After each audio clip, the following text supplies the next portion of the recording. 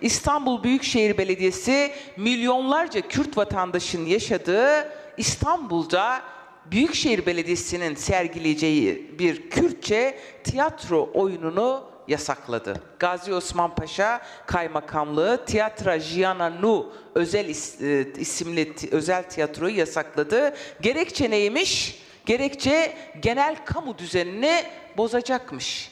Yani milyonlarca insanın, yurttaşın, Kürdün diliyle tiyatro yapılması kamu düzenini bozacakmış. Hayır, kamu düzenini, milyonlarca yurttaşın dilini yasaklamak bozar. Bu düşman hukukunu bile aşan bir meseledir. İngilizce, Fransızca, Arapça, başka dillerde tiyatro sergilenebilir ama Kürtçe sergilenemez yaklaşımını şiddetle reddediyoruz ve bunu kabul edilemez buluyoruz. Bu yasağın derhal geri alınması gerekiyor.